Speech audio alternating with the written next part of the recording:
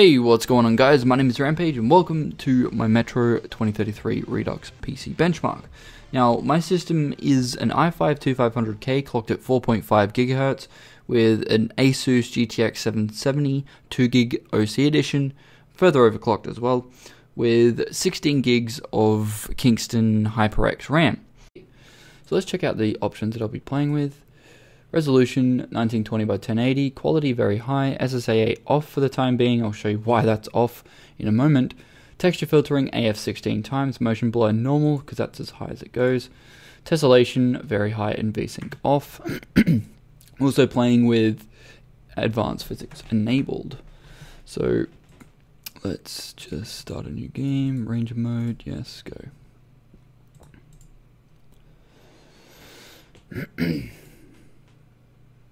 So I'll also show you what the game will run at with SSAA enabled, but currently maxed out without SSAA enabled. I'm getting around 44 to 47 frames per second currently. So when I get up the ladder, I'll quickly turn on SSAA for a moment, just to show you why I don't actually use it and why I don't actually use it for any of my benchmarks, because this is why.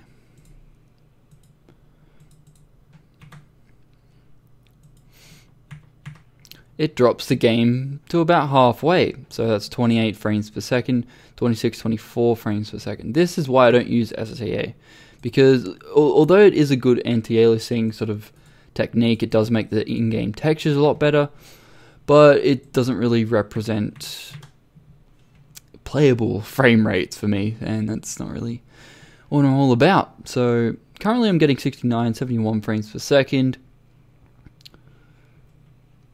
And after we run this, I'll also do a benchmark where I show you guys the settings that I'll be playing with, simply because it runs a lot smoother.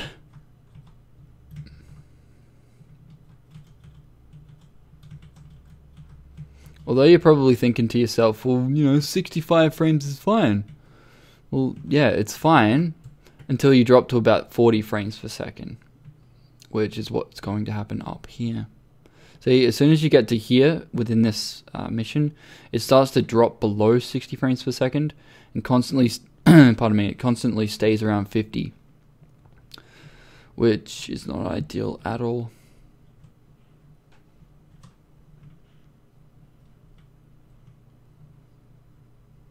And I also noticed that they removed a hell of a lot of smoke here, because when I do my side-by-side comparison between the original Metro 2033 and this one, I'll show you. But yeah, that'll be either tomorrow or later today. Not exactly sure when I'm going to go about doing that. But yeah, they don't give you enough ammo in this section to actually like defend yourself here and defend yourself in the next section. So I normally just stay around here, just because they do, fuck, except when they actually do that, I'm gonna have to. Wait, yeah. Melee doesn't seem to work very well.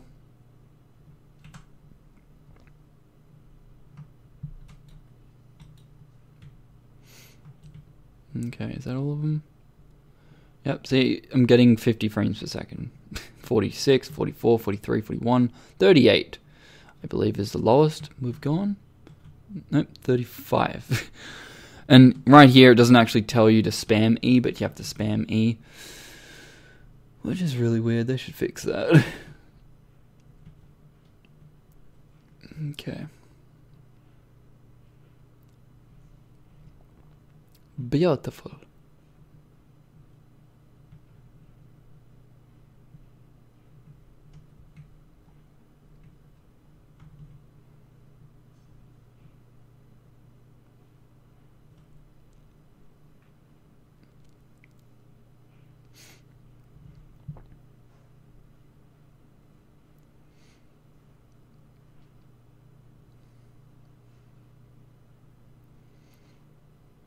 But yeah, currently I'm getting around 59 frames per second, simply because it's a locked camera angle and this section is a bit of a cutscene. So yeah, that's why that's occurring. I'll also put my overclock settings in the description below, as well as the physics driver and graphics drivers that I'm currently using. So yeah,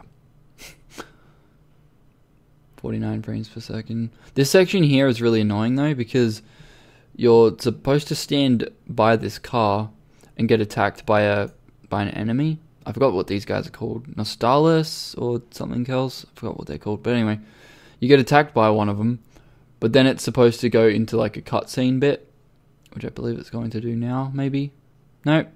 See, it's really hard to tell, because you're supposed to just sit there and take it, but half the time you just die, which is really annoying.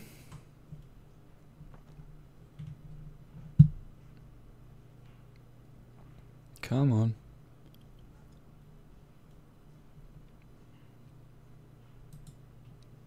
Yeah, it's supposed to be this one that comes in. Come on, you want to... There we go. See what I mean? Far out.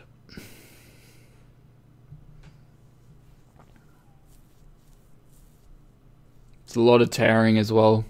Don't know if you guys noticed that. I'll also overlay after this, because this is the end of the benchmark. Right here, I'll overlay the actual, minimum, average, and maximum frames per second that I got. So you guys can see that. Now, I'm going to benchmark my specific settings that I'll be using, simply because the FPS is better. So if we drop it down to high, currently I'm getting 70 frames in here, but I'll just show you what it is in the menu. So in the menu, it's about 49, 50 frames per second. We go out, turn the quality down to high, turn off motion blur, enable that, and we get about 76 frames per second, which is a massive, massive improvement. Now, I don't know why it drops so much between high quality settings and very high quality settings, but it's way too much of a drop to actually justify leaving it at very high. So at this point, I will be running the game at high, and yeah, 81 frames per second. Oh, and currently I believe I have enabled SSAA in the NVIDIA control panel. So yeah, I know that that's going to justify different results, but SSAA pretty much just takes away 2 frames per second, or 2 to 5 frames per second, so on average. So, you know, it's not really all that much. I can actually bear with it, but a total difference of about 30, 40 plus frames per second, yeah, that's going to be difficult to actually deal with. So this is why I will be playing like this. I don't want to play like this, but I'm actually currently getting better FPS on this, on high settings, than with DX11 on, than I was with the original Metro 2033, because I couldn't actually turn on any form of DirectX 11 feature at all. I don't believe I could turn on physics either.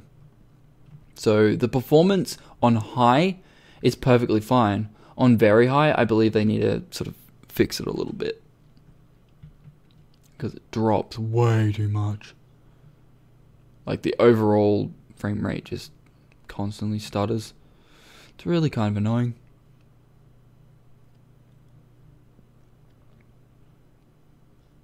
And the reason why I do benchmarks in the first level most of the time, if it's actually playable, is simply because it gives you a general idea of how your frame rate will be for the duration of the game, especially with Metro, because Metro was considered, when it first came out, a very demanding game. It was only very demanding simply because it was a horrible port. This one isn't so bad, but as I said before, very high, I believe, needs some work. So I don't believe I've dropped below 60 frames per second just yet, which is good. And Keep in mind, SSAA would have taken about 2 to 4, now we're dropping to 55 frames per second, 54. So that's the lowest it has dropped, which is good. You know, that's still playable. It's still not as bad as looking at like 30 frames or 40 frames per second. But it still drops dramatically between 80 frames per second and 50, which is not good. If it was a stable drop, like it is a stable drop, it's just constantly dropping between those two frame rates, which is still annoying, but this is much more playable. And it seems to be during specific events or specific places within the map that causes drops.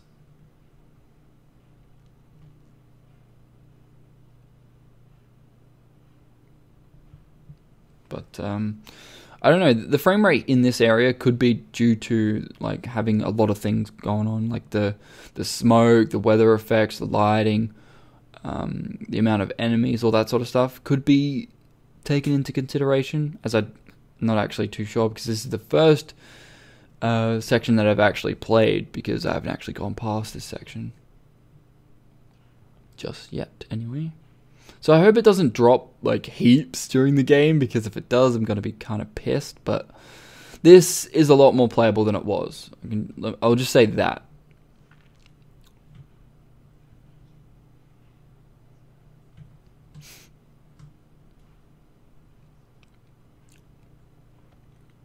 Keep in mind my GPU is also overclocked. As you can see up the top there, it's 1241 megahertz on the core and about plus 245 on the memory. So I'll leave all my clocks and all that sort of stuff in the description below, as well as the drivers and stuff. I don't know if I've said that before, but better say it again just in case. Kill me, slut. Thank you.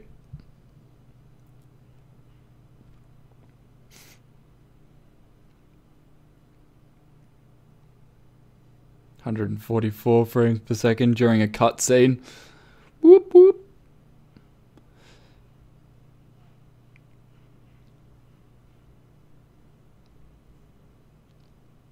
So yeah, that is the end of my Metro 2033 Redux benchmark. I hope you enjoyed. Let me know what your FPS is like in the comments below.